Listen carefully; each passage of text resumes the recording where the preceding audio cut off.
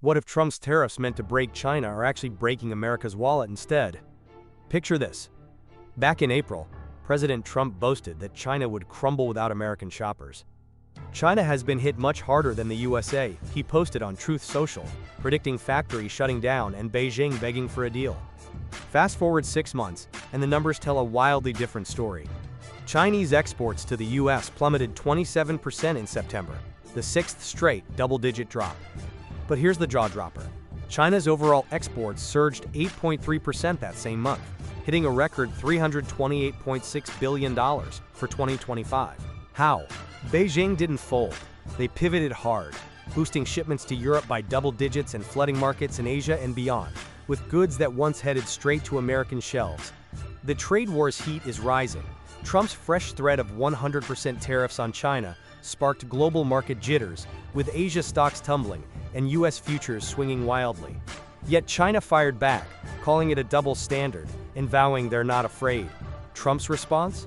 A softer tone on Air Force One, praising President Xi as a great leader and hinting at a fix. Markets are betting on talks, with polymarket odds at 62% for a pre-Halloween summit. But as tensions build, the real question looms. Is this brinkmanship or the beginning of a total trade meltdown? Hold up, while headlines scream about Trump's tough talk, who's quietly getting squeezed in all this? Let's peel back the layers everyone else ignores. China's secret sauce?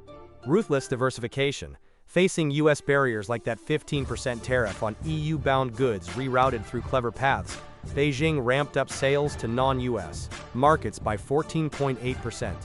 Analysts at UBS spot the trick. China's been rerouting exports, selling more to the US than official data shows by dodging tariffs via third countries. Deutsche Bank calls it negotiating theater, both sides flexing, but open to compromise before the November 10th tariff pause ends. Why does this fly under the radar? Mainstream media fixates on the drama, but misses how China's economy is defying doom. The World Bank just upgraded China's 2025 growth to 4.8% from 4% and 4.2% for 2026, while slashing US projections to a sluggish 1.4%. That's not just numbers, it's a power shift. Now the overlooked fallout hitting home: American families. Tariffs aren't free. Goldman Sachs economists say US consumers shoulder 55% of the costs, with companies eating 22% and foreign sellers just 18%.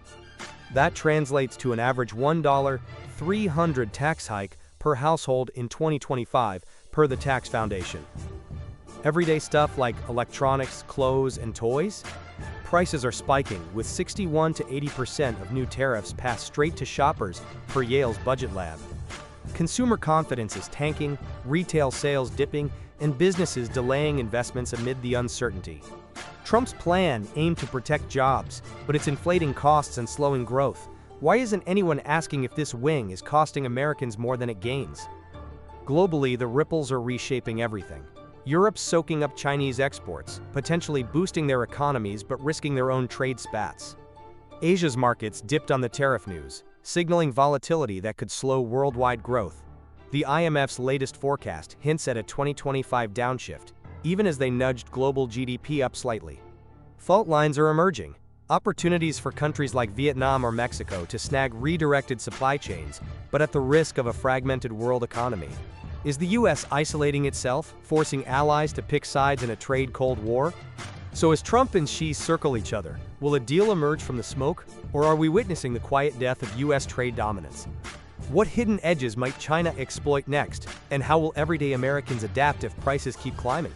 The trade game's far from over. Stay tuned as the world watches.